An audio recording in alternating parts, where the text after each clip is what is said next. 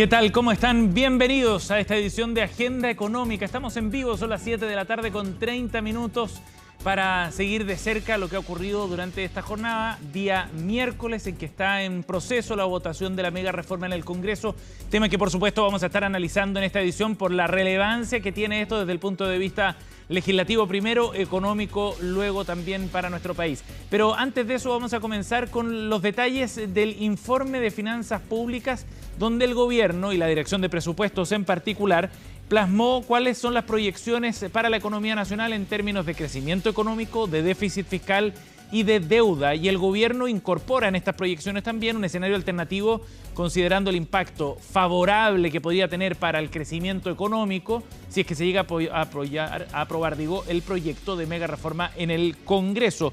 Por eso Pilar Gutiérrez reportó este tema y nos cuenta cuáles son los alcances y cuáles son las proyecciones esperadas para este y el próximo año. Más crecimiento, pero también mayor déficit fiscal. Es el impacto que, según Hacienda, podría tener el proyecto de reconstrucción junto a otras medidas que impulsa el gobierno hacia adelante. Así lo sincera el informe de finanzas públicas del segundo trimestre, que actualiza también las proyecciones para este año 2026. Da cuenta de una situación fiscal algo más favorable de la que entregó en el informe de finanzas públicas anterior. Apunta a un déficit fiscal para este año de 2%, 4 décimas más bajo del que se había proyectado, ve un déficit fiscal estructural también algo más contenido. Se proyecta una recuperación importante de la economía chilena durante el segundo semestre del año para totalizar un crecimiento de 1,8%. En nuestra visión, algo optimista. Nosotros estamos más bien viendo un crecimiento de 1% para este año. Crecimiento para 2026 que de todas formas se ajustó a la baja con respecto al informe anterior, que esperaba más de un 2%. Para el año en curso también se proyecta un déficit estructural de 2,6%. Esto es 0,2 puntos menor a la estimación anterior y se explica por la contención adicional del gasto. Hacia adelante, la Dirección de Presupuestos estima que el proyecto de reconstrucción tendría un efecto relevante en las cifras económicas.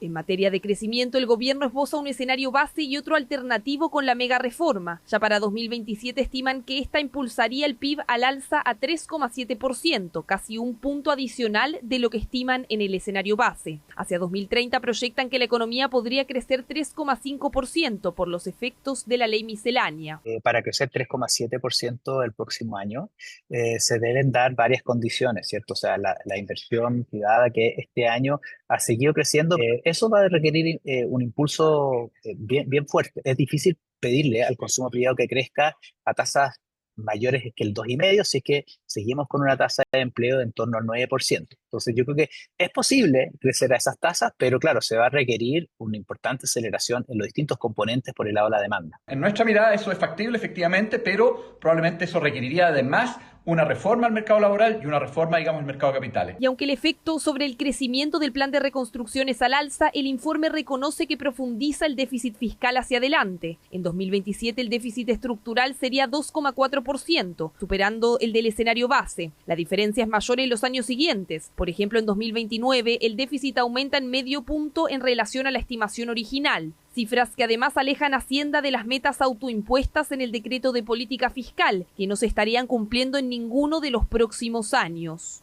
A ver, no estamos diciendo que se va a agravar el déficit estructural. Estamos proyectando déficit estructural hacia adelante, que son los que estaban en el decreto fiscal, y por lo tanto no veo empeoramiento, más bien veo que vamos muy bien encaminados a cumplir las metas este año. Este año 2026 efectivamente tenemos un déficit fiscal estructural que va en línea, de 2,6% de déficit, que va en línea con la expectativa que tiene el gobierno en cuanto a su meta. Sin embargo, hacia los años que vienen observamos una brecha importante que va a significar hacer esfuerzos adicionales a los que conocemos hoy día. Y eso va a ir en línea, por supuesto, primero, de recuperar nuestro crecimiento económico, pero por supuesto de seguir haciendo esfuerzos adicionales en materia de contención del gasto. Va a aumentar la deuda pública porque el déficit aumenta. Hay proyecciones se hace un poquito más acentuado, el 2026 se pasa de un 2,1 a un 2,4% y también ocurre lo mismo el año 2027, pasando de 2,2 a 2,6% del PIB. Eso va a hacer que la deuda pública aumente. Bajo las proyecciones actuales, la deuda superaría el límite prudente hacia 2029, ubicándose en 45,3% del PIB. Sin embargo, en el escenario alternativo de la DIPRES, esta se mantiene por debajo del umbral en todo el horizonte de mediano plazo. Hace un tiempo que la deuda viene creciendo en torno a 1,5 puntos del PIB todos los años, a pesar de los esfuerzos por contener, ¿cierto?, el crecimiento de la deuda. La deuda debería acercarse a 45 puntos del PIB en los próximos 2 años, de no mediar un ajuste importante en nuestra PIB tendencial, ¿cierto?, nuestra potencial de crecimiento, así como nuevas restricciones de gasto importantes. Según las nuevas proyecciones del informe de finanzas públicas, Hacienda estaría incumpliendo las metas fiscales todos los años hacia 2030, por lo que habrá que ver cuáles serán los esfuerzos adicionales que hará el Ejecutivo para evitar ese escenario. Bien, nos vamos a ir a otro tema, 7 de la tarde con 35 minutos. Mientras en el Senado se discute la mega reforma, JP Morgan, banco de inversión de Estados Unidos, referente a nivel internacional a la hora de hacer análisis macroeconómicos, hizo lo suyo respecto al proyecto de reconstrucción que está discutiéndose en el Congreso. Hizo un análisis bien detallado y en líneas generales diríamos que hay 2 grandes conclusiones. Valora la orientación de las medidas que propone el gobierno, pero levanta luces de alerta también respecto a los efectos que puede tener, sobre todo desde el punto de vista fiscal.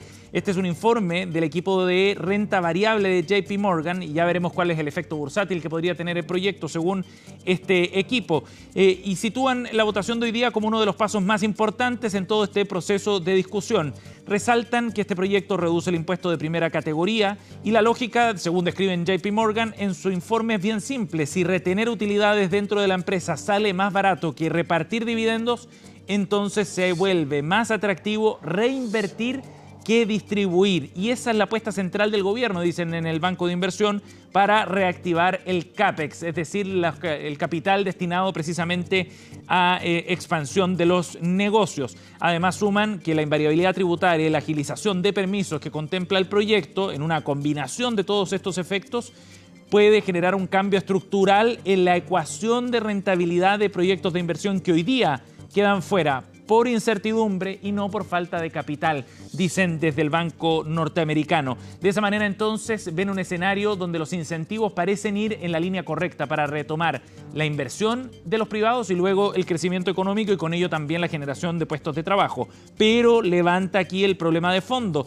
El verdadero riesgo, dicen, está a mediano plazo en el desfase temporal, porque la pérdida de recaudación, el déficit fiscal que se va a generar en los próximos 5 o 6 años es inmediata y segura. En cambio, el mayor crecimiento que debería compensarla es gradual, por lo que establece el proyecto en plazos, y es incierto, dice JP Morgan, y utiliza ahí los argumentos que planteó el Consejo Fiscal Autónomo también en esa misma línea. Por lo tanto, si el repunte de actividad no se materializa como se espera, el deterioro fiscal se va a profundizar, advierte JP Morgan. Por último, respecto a su visión sobre la bolsa chilena, destaca las acciones de Banco Santander Chile, Falabella y Latam Airlines con el concepto de sobreponderar en las carteras de inversión. A SQM lo mantiene en nivel neutral, pero con perspectivas en todo caso para estos papeles interesantes del equipo de renta variable del Banco de Inversión norteamericano. Bueno, y vamos a actualizar lo que está ocurriendo en el Congreso precisamente a esta hora de la tarde, 7:38. El contacto es con Nicolás Donoso, que nos cuenta en qué etapa está la tramitación de la mega reforma en Valparaíso, en el Senado específicamente. ¿Cómo estás, Nico? Hola Seba, ¿qué tal? Buenas tardes. Sigue la maratónica votación acá en la sala del Senado, en el hemiciclo del proyecto de mega reforma. De hecho, hemos visto acá en los pasillos bastante inquietud. Ha salido de momento, por ejemplo, el viceministro Claudio Alvarado, acompañado del asesor político del ministro de Hacienda, Jorge Quirós, Felipe Donoso, probablemente ir diagramando ya cómo se va a seguir dando la votación. Hay que decir que, en simples palabras, son cerca de 90 votaciones. Cada senador, Seba, también tiene cerca de 10 minutos para poder intervenir a lo largo de la sesión y luego para fundamentar ciertas votaciones en particular, donde se pide votación por separado, son 2 minutos más. Por tanto, sí o sí esta votación va a terminar pasada la medianoche. Los más optimistas señalaban ojalá antes de las 2 de la mañana, los más pesimistas señalaban más cercano a las 4 de la mañana. Todo eso va a ir dependiendo si conforme avanza la jornada el ánimo va decayendo. Una sesión que además no partió a las 15 horas como estaba previsto, se tuvo que suspender porque desde la oposición señalaban que no se encontraba todavía con todos los papeles en mano para iniciar la votación. Hay que decir que en grandes rasgos de las cerca de 90 votaciones que completan este segundo trámite en particular, son cerca de 60 las que van faltando. Y hay que decir que entre cerca de la treintena que se han aprobado, quizá la más relevante y que se hizo además sorpresivamente por unanimidad, aunque había poco margen para poder rechazar aquel aspecto, es lo referido justamente a los fondos para la reconstrucción en las zonas afectadas por mega incendios en distintos momentos. Hablamos de zonas como el Ñuble, el Biobío o el Gran Valparaíso. Eso se aprobó, lo decíamos, por unanimidad. De hecho, de allí que parte de la oposición se va a terminar señalando acá los pasillos que si se hubiese separado en lo que es materia tributaria con propiamente tal la materia de reconstrucción, entonces eso ya estaría aprobado prácticamente desde el pasado mes de abril. Eso en lo medular. Aún no se votan los aspectos tributarios más relevantes, como puede ser la rebaja del impuesto corporativo del 27 al 23%, tampoco la nueva fórmula en variabilidad tributaria escalonada en razón de la cantidad de años y la inversión, la magnitud de la inversión que haga, por ejemplo, una empresa, el crédito tributario al empleo, el crédito al empleo que ha sufrido modificaciones, que se ha disminuido su monto en razón de hacerlo más viable y bajar el costo total del proyecto, tampoco ha sido analizado, así como también lo que es la eliminación, Seba, de las contribuciones para mayores de 65 años. Muchos siguen reclamando que no debe ser un beneficio universal, que debe depender del valor de la UF de cada vivienda. De hecho, en esa línea ha propuesto, por ejemplo, una indicación el senador Matías Walker para poder terminar aprobando, pero todo está en veremos. Lo cierto es que el gobierno, en todo caso, cuenta con ese piso mínimo de 26 votos de sectores oficialistas para aprobar lo medular de la mega reforma en materia tributaria, y ya otros aspectos en particular, Seba, se van a ir viendo durante la jornada. Claro. Nico, ahora, durante el día no hubo ninguna sorpresa en todo caso en las negociaciones o acercamientos con sectores de la oposición, en particular con el PPD. Te lo pregunto por todo lo que ocurrió la semana pasada, la posibilidad de que hubiera un acuerdo con los senadores de ese partido, por lo menos. Sí, mira, justamente se hablamos, yo te diría que ya cuando había comenzado la sala con el senador Pedro Araya, le consultábamos lógicamente si se había llegado a algún tipo de consenso, por ejemplo, en la petición del que parecía, decían algunos, improbable, imposible, poco común, que era el tema de la rebaja del impuesto a las bencinas. Ahí se nos señala que el ministro Claudio Alvarado, quien ha tomado la batuta en las negociaciones con el PPD a raíz de lo que sucedió con el ministro de Hacienda Jorge Quirós, no se va a allanar aquello porque probablemente además el capital político del gobierno ahí estaría en riesgo. Comenzarían las críticas también no solamente de partidos del oficialismo, sino que también del Partido Nacional Libertario. Por tanto, esa propuesta al menos acá no se va a debatir. Y hablando de eso, el efecto que podría generar en la invariabilidad tributaria, esa indicación que finalmente lleva la firma y es redactada inclusive por el PPD, por decirlo de alguna manera, lo que nos decían senadores es que probablemente van a terminar absteniéndose. ¿Por qué? Porque es muy complejo, se va a rechazar, por ejemplo, una indicación que lo decíamos, lleva la autoría del PPD, pero por otro lado tampoco pueden aprobarlo porque siguen insistiendo en el punto de que se sienten traicionados por la gestión del ministro de Hacienda Jorge Quirós. Exacto, y eso fue quizás lo más curioso del desenlace, ¿no? Se incorporó el contenido, el material de esa negociación, sin embargo no hay acuerdo. Veremos cómo ocurre esto. Viene una jornada bien larga en todo caso, como ya nos contabas, Nico, probablemente en el trasnoche tendremos novedades de lo que ocurra en el Senado y veremos si es que se da el escenario más previsible, donde el oficialismo ejerza la mayoría que tiene, o bien si es que surgen algunas sorpresas, que no sería tan extraño tampoco. Nicolás Donoso desde Valparaíso con los detalles de lo que está ocurriendo en torno a la mega reforma en su último trámite legislativo en la Cámara Alta. Gracias, Nico, que esté muy bien. Vale, Sea, buenas tardes. 7:43. Nos vamos a ir a una pausa y volvemos de inmediato y ya seguimos con más de Agenda Económica.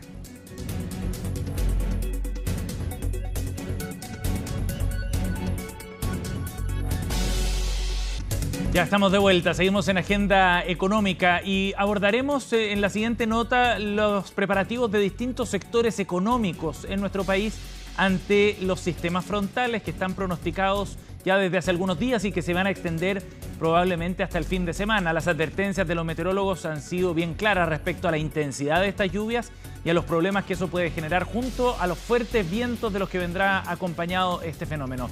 Natalia Muñoz nos cuenta cómo distintos sectores productivos se preparan por estos días.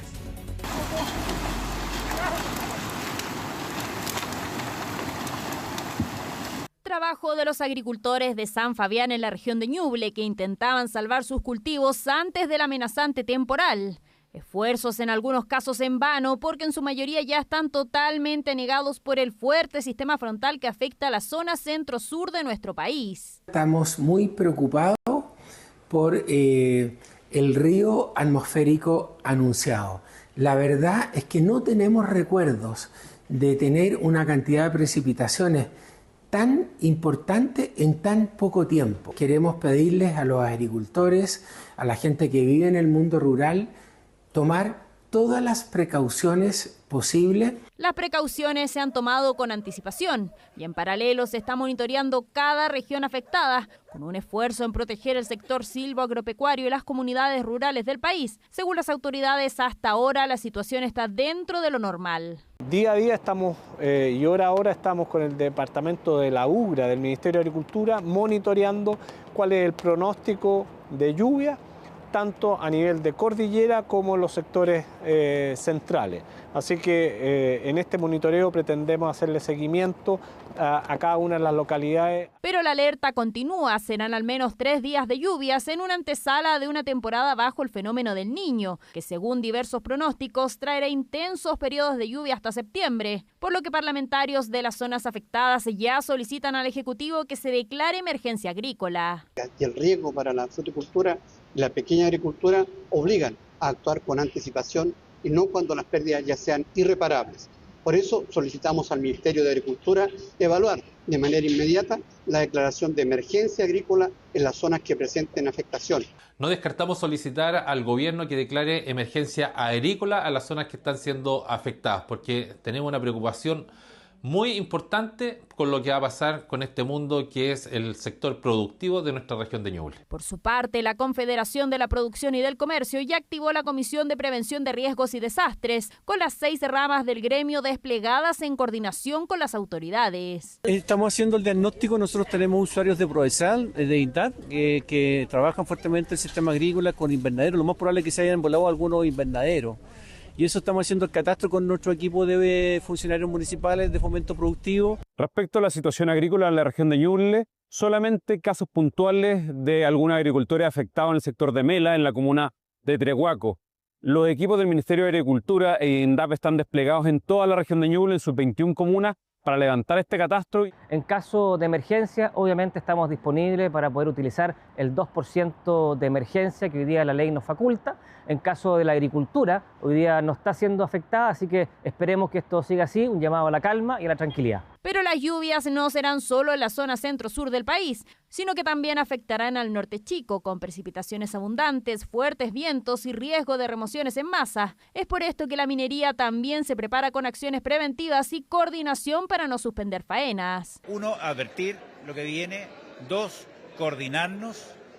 3, ver la disponibilidad de apoyos que hay en distintos sectores, es decir, si hay disponibilidad de maquinaria, si hay disponibilidad de gente, y eso hicimos un catastro que lo hicimos llegar al Ministerio del Interior, que es el que está coordinando en definitiva toda esta operación. Por su parte, las empresas eléctricas también desplegan planes de contingencia con el fin de mantener la operación y actuar a tiempo si es que ésta se interrumpe. Las empresas distribuidoras han activado anticipadamente sus planes de contingencia, desplegando más de 2.800 cuadrillas y brigadas en todo el territorio, lo que equivale a más de 8.500 personas en terreno para atender eventuales contingencias. Comités de crisis y protocolos listos. Ahora todo quedará a la espera de la intensidad del fenómeno. Bien, y nos vamos a ir a otro tema cuando son las 7:51 para contarles de los detalles muy interesantes respecto a un informe que evacuó la Subsecretaría de Relaciones Económicas Internacionales de Chile, la SUBREI, respecto al mercado del litio.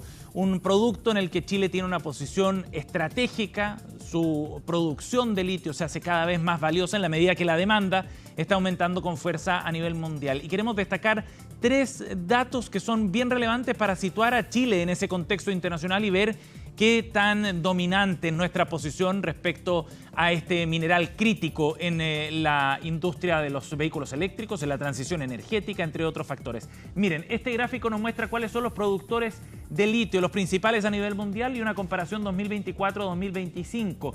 Este año, el año anterior, digo, en el que se basa el informe, muestra a Australia como el principal productor mundial, excluyendo a Estados Unidos de esta de este análisis, con un 31,7% del total, luego seguido por China, 21,4%, y Chile en tercer lugar, 19,3%. Chile redujo su participación en el contexto global en 3 puntos respecto al año 2024. Luego aparece Zimbabue, 9,7%, y Argentina, que sube su participación hasta un 7,9% del total. Datos obtenidos por la Subrey desde el Servicio Geológico norteamericano. Estados Unidos no entrega información sobre su propia producción, aunque la aumentó notoriamente el año anterior. Mientras, respecto a la demanda por litio a nivel global, está ido creciendo de manera sostenida y así se proyecta hacia adelante. Subió 20% en 2025 según este informe. Ahora, lo interesante es ver cuáles son los socios comerciales de Chile en este mercado, el del litio. Lo vamos a ver en la siguiente gráfica, que nos muestra la participación que tiene cada uno de estos países a los que están dirigidos los embarques de litio. China es el dominante, por cierto, 66,9% de la exportación chilena de litio va a ese país. Corea del Sur aparece en segundo lugar, 22,1%, Japón más atrás con un 5,6%. No es casualidad, son 3 países líderes en productos tecnológicos en los que efectivamente se ocupa muchísimo litio, y es eso lo que está empujando fundamentalmente al mercado a nivel internacional. La Unión Europea y Estados Unidos son socios en ese sentido marginales quizás dentro de las exportaciones de litio de nuestro país. Por último, nos vamos a revisar una última gráfica que muestra cómo ha ido evolucionando, por un lado, la producción de litio acá en Chile y por otra parte, el volumen exportado en términos de recursos que se generan. ¿Cuánto valor tiene cada uno de esas toneladas de litio? Miren, la gráfica en la parte roja nos muestra cómo fue evolucionando la exportación de litio en valor, es decir, por miles de millones de dólares. Alcanza un pic en el año 2022. No fue el año en que Chile produjo más. De hecho, ese año solo produjimos 231.000 toneladas, de acuerdo a los datos de este informe de la Subrey. Sin embargo, se marca el récord de exportación en términos de valor. Pero de ahí, después de ese pic de precio a nivel internacional, fue cayendo y se alcanza entonces 2.397 millones de dólares exportados el año anterior. A pesar de que el volumen en toneladas fue un récord para nuestro país el año pasado, 321.000 toneladas. Curvas bien distintas, aunque se espera quizás un repunte desde el punto de vista del precio para los próximos años, de la mano de la mayor demanda a nivel internacional. 3 datos que permiten dimensionar en qué industria está Chile y cómo está jugando un rol cada vez más importante para uno de los minerales críticos más importantes en las próximas décadas. De esta forma estamos cerrando esta edición de Agenda Económica. Son las 7:55. Gracias por acompañarnos. Quédense con nosotros. Comienza otra edición de CNN Prime.